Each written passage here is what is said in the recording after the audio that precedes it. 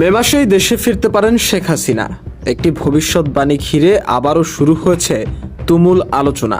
রাজনৈতিক অঙ্গন থেকে সামাজিক যোগাযোগ মাধ্যম সবখানে এখন এক প্রশ্ন, সত্যিই কি দেশে ফেরার প্রস্তুতি নিচ্ছেন সাবেক প্রধানমন্ত্রী? গুঞ্জন, নিরাপত্তা, সতর্কতা, রাজনৈতিক ইঙ্গিত সব মিলিয়ে তৈরি হয়েছে নতুন জল্পনা। প্রায় আড়াই মাস আগে এক আলোচিত ভবিষ্যৎবাণী দিয়ে আলোচনার কেন্দ্রে আসেন জ্যোতিষী আখতারুজ্জামান। তিনি দাবি করেছিলেন, গ্রহগত অবস্থান অনুযায়ী মে মাসেই দেশে ফেরার সম্ভাবনা সবচেয়ে বেশি শেখ হাসিনার।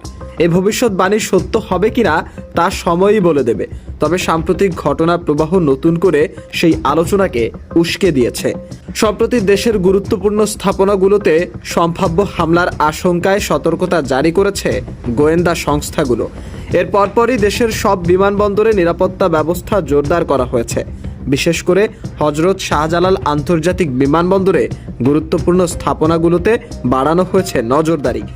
বিমানবন্দর সংশ্লিষ্ট সূত্রের বরাতে দৈনিক আমার দেশ জানিয়েছে, পুলিশ সদর দপ্তরে সতর্কবার্তার পর উচ্চমাত্রার নিরাপত্তা ব্যবস্থা গ্রহণ করেছে বেসামরিক বিমান চলাচল কর্তৃপক্ষ।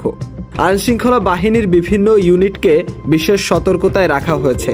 অ্যারাইভাল ও ডিপার্চার জোনে তল্লাশিও বাড়ানো হয়েছে দৃশ্যমানভাবে। শুধু তাই নয়, যেসব বিমানবন্দরে রাতে ফ্লাইট পরিচালিত হয় না সেখানেও নিরাপত্তা জোরদারের নির্দেশনা দেওয়া হয়েছে। এই পরিস্থিতির মধ্যেই আবার সামনে এসেছে আখতারুজ্জামানের পুরনো বক্তব্য। নিজের ইউটিউব চ্যানেলে তিনি বলেছিলেন, ভারত শেখ হাসিনাকে আশ্রয় দিলেও গত 18 মাসে তিনি কাঙ্ক্ষিত রাজনৈতিক অগ্রগতি পাননি।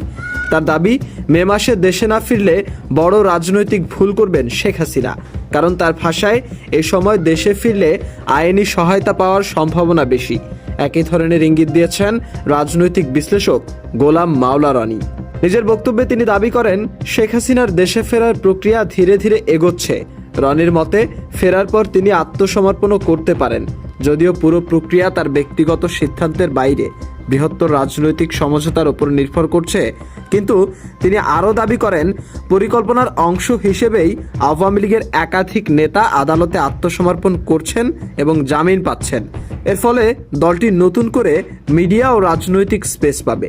এই ধারা অব্যাহত থাকলে ভারতের সঙ্গে সমঝোতার ভিত্তিতে শেখ হাসিনার প্রত্যাবর্তন সম্ভব হতে পারে বলেও মনে করছেন তিনি। তবে এসব এখনও আনুষ্ঠানিকভাবে নিশ্চিত নয়।